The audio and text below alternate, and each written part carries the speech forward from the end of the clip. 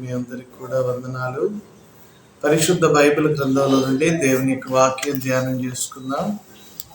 హెచ్కేలు గ్రంథము 12వ అధ్యాయం 1వ వచనం నుండి చదువుకుందాం. మరియు యెహోవా వాక్కు నాకు ప్రత్యక్షమై ఇలాగ సెలవిచ్చును, నరపుత్రుడా, తిరుగుబాటు చేయవారి మధ్య నీవు నివసించుచున్నావు. వారు ద్రోహులైండి, చూచుకన్నులు కలిగి చూడకి ఉన్నారు, వినిచెవులు కలిగి వెనక్కి ఉన్నారు.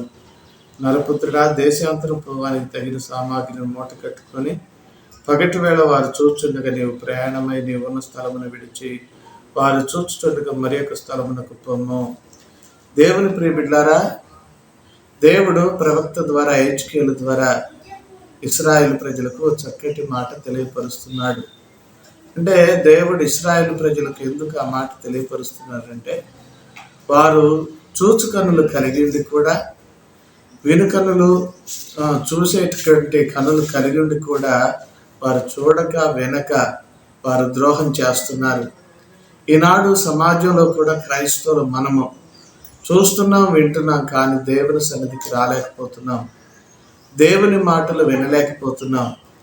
దేవుడు తన దాసుల ద్వారా ఆయన మాటలు బోధిస్తున్నప్పటికీ కూడా మనము దేవుని మాటను లక్ష్య పెట్టక, దేవుని వైపు మనము గురిపెట్టక, అనాలోచనగా లోక సంబంధమైన వాటి మీద దృష్టి పెట్టి మనము మన జీవితాలను నష్టపరుచుకుంటున్నాం.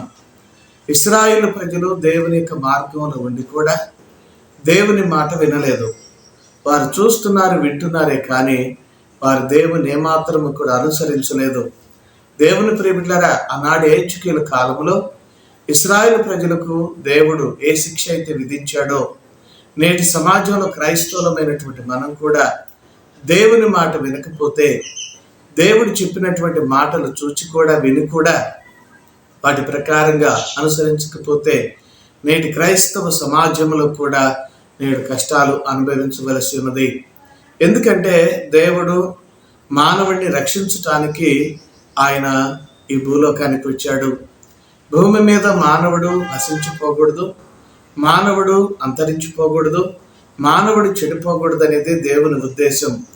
అయితే మానవుడు దేవుని మాట వినుకోకుండా దేవుడు పంపించినటువంటి అపోస్తలులు, ప్రవక్తలు, దాసులు వారి మాటలు వినుకోకుండా నేడు వారి సొంత పనులు తాము చేసుకుంటా లోకములో కావలసిన వాటి కొరకు వారు ఇష్టపడుతూ లోకం వైపు చూస్తున్నటువంటి మానవులు నేటి క్రైస్తవులు చాలా మంది ఉన్నారు.